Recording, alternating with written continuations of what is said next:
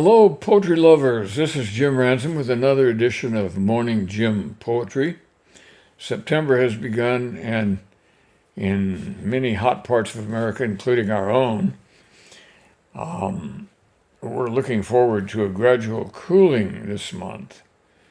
A cooling and escape from the heat that has engulfed a large part of the nation. Today I'm going to read some of my own poems.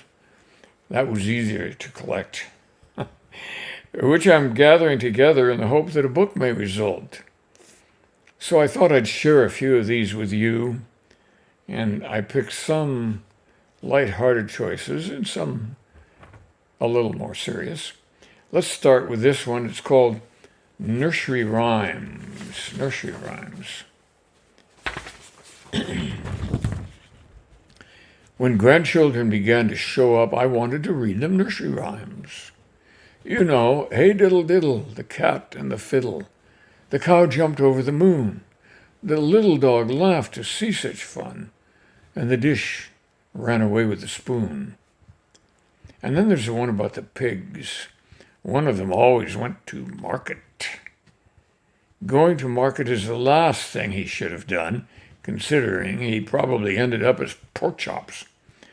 The little piggy who stayed home was a lot smarter. So, think about the cow jumping over the moon. How do you explain that to the little toddler who doesn't even know, perhaps, what a cow is? I understand why the little dog laughed, but why did a dish run away with a spoon? The truth is, kids don't care what things mean. Or think it odd that a cat plays a violin. It's the rhyming that gets them, and it gets me too. But modern poets almost never rhyme anymore. So that's why kids love Little Jack Horner sitting in a corner. There's that rhyme. But when dealing with Miss Muffet and her tuffets, you must explain what a tuffet is. Not to mention curds and whey. Modern kids don't live with those things anymore. Of course, there's the issue of why would a spider come and sit down beside anybody?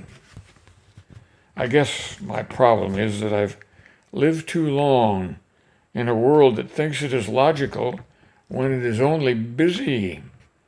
We live in a world where right is sometimes wrong, and reading children nursery rhymes can make you dizzy. Well,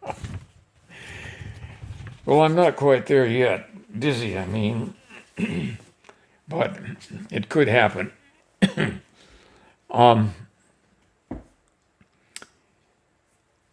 Here's a poem that is very different. It is based on an actual historical event which many of you will remember from the history books, not because you were there.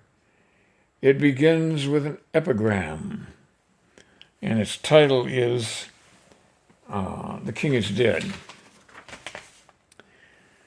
News item: the remains of King Richard III have been found under a car park at the site of Greyfriars Friary Church in Leicester, England. He was the last English king to be killed in battle. These scientists, after the radio imaging and the careful removal of tarmac overlying the twisted bones long moldering here, with infinite patience brush away the dust to find the scoliotic spine, the giveaway, confirmed by DNA and every scholarly proof. The old cliche says, there is no rest for the wicked. Now I understand, thinking about the bones of Richard. Here's a man, says the bard, who in his final battle will trade his kingdom for a horse. A man accused of much, his history written by the victors. I wonder what he wore that day, what happened to his rings, and who it was who struck the final halberd blow. These are the things that science cannot bring, but poets like to know. So there you go. The king is dead. Now I'm going to jump to another poem called Perishable Thoughts, and it too has an epigram. Put not your trust in rulers, for there is no help in them. When they breathe their last, they return to the earth, and in that day their thoughts perish. That's from Psalm 146. Yes, but it isn't just rulers who have such annoying problems. Sleeping poets run into this all the time. We know that REM sleep is when we dream, and sometimes great ideas for poems do blossom at night. I've heard that some writers struggle up and find a nubbin to scratch out their greatest thoughts. With any luck, they do not then breathe their last. In the morning they arise and go searching the room to see if they can find the brilliant dream thought. Oddly, sometimes it is in fact brilliant, but sadly, more often than not, it isn't. Consider a passage that is said to have been dreamed, whose author, upon falling back to sleep, was certain that he had retrieved a great insight for all time. Hogamus higamus, men are polygamous. Hegamus hogamus, women monogamous. Other than its appearance in an omnibus of boners, this verse has not been widely quoted. Hamlet said, "To sleep, perchance to dream." Aye, there's the rub. Dreams for us are mandatory, but seldom are they quoted, and mercifully transitory. I hope that's one that you can enjoy. I certainly had fun writing it, and I can't today remember whether I was dreaming about a poem or not when that poem appeared on the page. It would be nice to remember that, but I can't. Okay. We're making progress.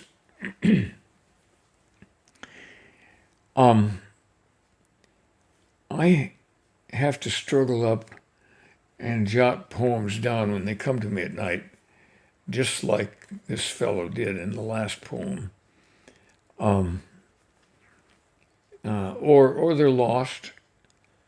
Dreams for Shakespeare seldom announced a good outcome, if you'll recall from his plays. Well, we here in Sewickley, Pennsylvania, which is near Pittsburgh, are a dog family, and it seemed reasonable to include a poem about one of our favorites. So I'm going to read you a poem entitled Luca. Luca. This Bichon Bolognese will do anything to tease. For sure, he'll steal the locket hidden in your bathrobe pocket. He loves to dance, and then he begs. He's rather clever on his quick hind legs, a position he can hold, it seems, for hours. But then he has many other powers. He can run as fast as lightning. To watch is rather frightening. And like a cat, he'll leap on table to steal a morsel if he's able. When he's been groomed, he's boff. He'll strut around to show him off, and won't stop until he gets a treat. It best be a favorite thing to eat, or else he'll start to chase the cat up the nearest lamp. We can't have that. If he seems he's made of muddle, is when he wants to cuddle, explaining with his wide and innocent eyes how much he loves you, gals and guys. That's Luca. And there you have it. I hope you had at least a smile or two while I went through these poems. Please join me again next week. And for now, have a good rest of the day. Bye now.